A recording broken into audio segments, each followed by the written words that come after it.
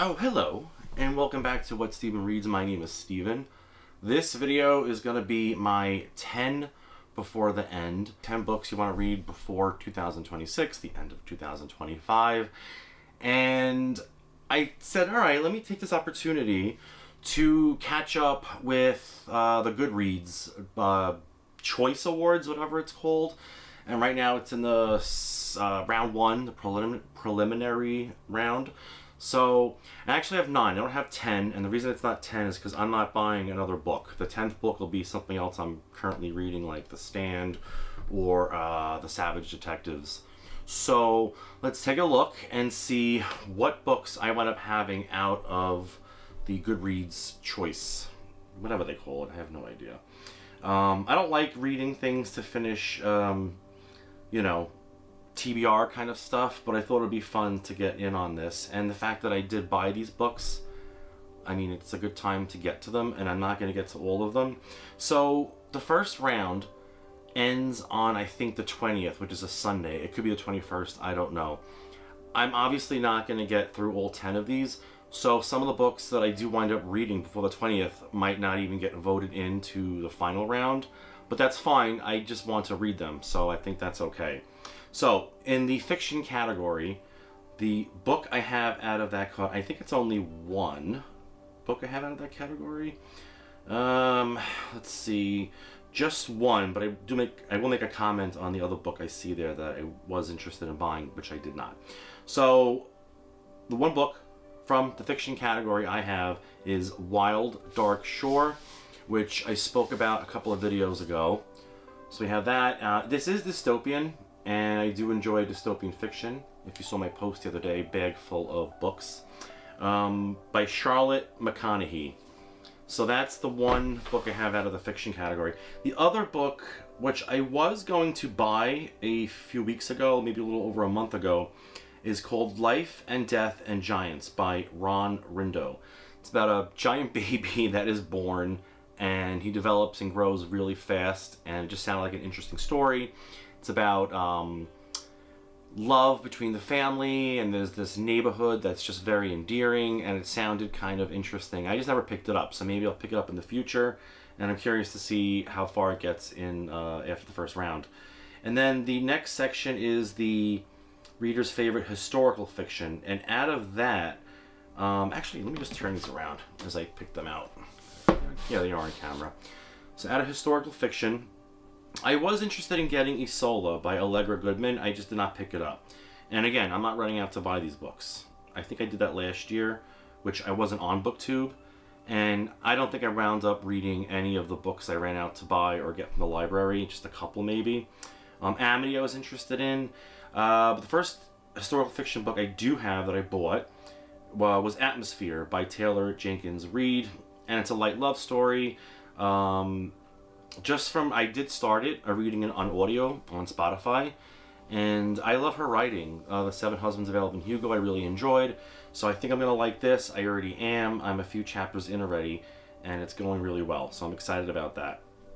And if you remember, I bought the copy from Target. It's got this brighter blue, this cerulean blue. It's just really beautiful. So I'll flip it that way. And was there anything else from historical? Oh yeah, this I was surprised to see here. The Lilac People by Milo Todd, which again, I have spoken about, so I'm not going to bore you with the descriptions of all the books. So there's that book if you want to check that out.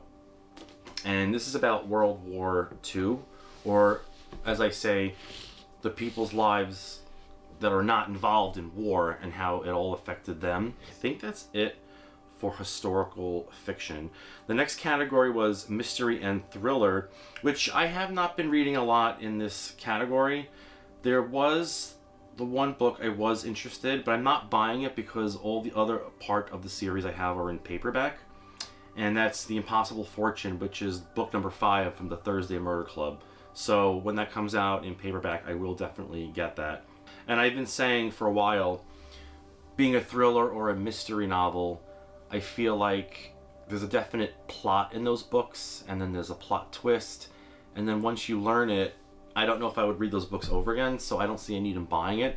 I'd rather just borrow it from the library or like a cheap Kindle version or something like that. The next section is romance. I haven't read a lot of romance, and there is romance in Atmosphere. And let's move on to romantasy. I'm not into romantasy, so there's not going to be anything in this category that I am interested in. Alchemized I've seen everywhere. I guess their marketing budget was huge for that book, but I did not pick up that book. And let's move on to fantasy, which I have not been reading a lot in fantasy, but I'm still interested in fantasy novels. And I believe I had something out of this category. Oh, there we go.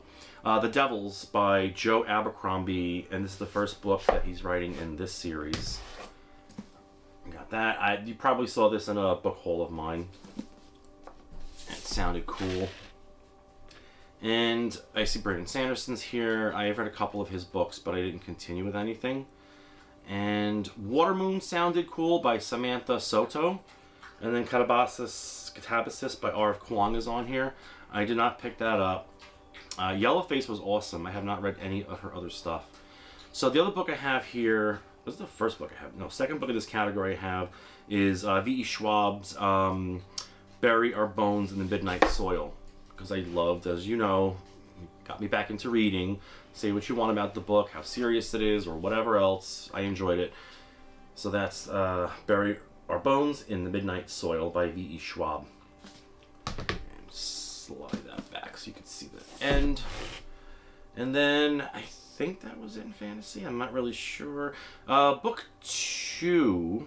They're calling it Book 2, but it's the third book in the Legends and Lattes series, because Book 2 was a prequel.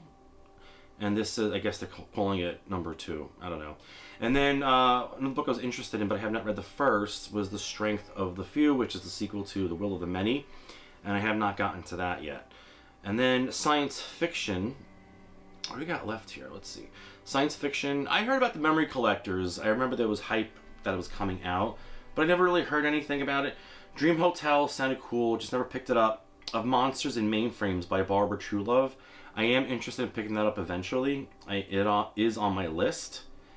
And oh yeah, here we go. So out of science fiction, we got Automatic Noodle, which I did start reading very briefly. And if you remember, it's about robots that all of a sudden powered up again. It's alternate reality, or it's set in the future, and there's a war between Mexico, United States, and California, which is its own country now, and they open up a noodle shop or something like that. It sounded cute. Something before bed. And oh, Luminous. I totally forgot about Luminous, which I don't even have here. Let me go grab that. So, Luminous by Sylvia Park. Another dystopian novel. And this goes into the science fiction category. I don't remember much about it.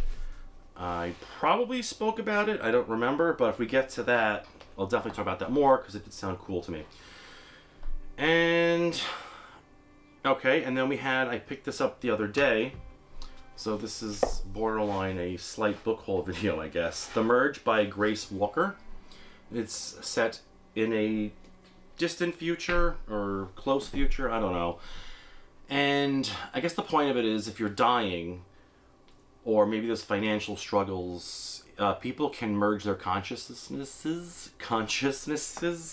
and just take up one human body. Or again, if you're dying, you don't have to die, you can just transfer your consciousness over. I don't know how that works. Is it a merging of the two consciousnesses? Whatever. Or if you split back and forth between the two people, or is there like an inner conflict? I don't know. That sounds awesome. Sounds like a great premise for a storyline. Thinking about end of season 1, season 2 of, what's that Apple series? Severance, where you get reintegrated. Are you still two separate personalities, or does personality A also now have the memories of personality B? I don't know. That was never, I don't think it was answered, but I thought that was pretty cool. So this sounds nice. Just stick that in there. And then I think that is it for science fiction. And then horror, which I do read occasionally. I have, and I've shown it before, The Possession of Alba Diaz by Isabella Cañas. I really enjoyed her vampire novel. I thought that was cool. The Vampires of El Norte. That was a nice book to read. And I see one more on here, which I guess is also horror. And that is Lucky Day by Chuck Tingle, who wrote How to Bury Your Gaze, which I have not read yet, but I did pick this up. I was a sucker for the cover. I just think it's a really colorful, cool cover, and that's in the horror category. And that is it for my 10 before the end, which is actually, oh, it is 10 because I found Luminous. 1, 2, 3, 4, 5, 6, 7, 8, 9, 10. My 10 before the end, and I started Automatic Noodle, and I did start reading Atmosphere. And the reason I'm skipping ahead is because you know what? I'm going to correct myself because the next section is Debut. So The Merge falls under that as well, debut novel, and so does The Lilac People, which you can see better than I can where The Lilac People went. Nope, just pick that up. Somewhere in here. And let's see. And also, Atmosphere, which I started Atmosphere in audiobook, is in the audiobook category. And the woman that does the narration, she did Invisible Life of Addie LaRue, and she was also in an Emily Henry novel that I listened to on Spotify, and she does a fantastic job. I really enjoyed that. So with those two books, I will be covering, this will be covering audiobook and fiction, and Automatic Noodle, or The Lilac People. The Lilac People covers debut and historical fiction. And then there was a third one that was in two categories, and I can't remember what that was. Let me go to my lists. Books in two categories. Atmosphere, The Devils was in two, because The Devils is also an audiobook, but I don't think I'm going to get to that. We'll see. Audiobook or reading it. And The Merge, yeah, that was in two. Yeah, so that's the four books in two categories. Atmosphere, The Devils, The Lilac People, and Merge. So I've started two, and by the time the voting is up for round one, like I said, I may not have picked one that's going to go on to round two, but that's okay because that's not the point of it anyway. The point is just to get me to read these books, and I'll be very happy about that. And if I enjoy them, I'm certainly going to vote, and at least they'll get one more vote from me. So there you go. So, and just a quick thing I'm going to add into this video. This is not a fashion channel. I mean, look how I'm dressed. But I do like certain things, and I did need a new bag for, I call it my airplane bag, where I put like my headphones, a book, tablet, Kindle, just all that crap that you don't want to pack into your suitcase, but not check it, you know, in the overhead compartment. It has to go under the seat. And I picked this up. And the reason I'm showing you is because if you're into like, you know, luxury or whatever, this was about $250, I think I got it. There's also with a 10% off on Amazon.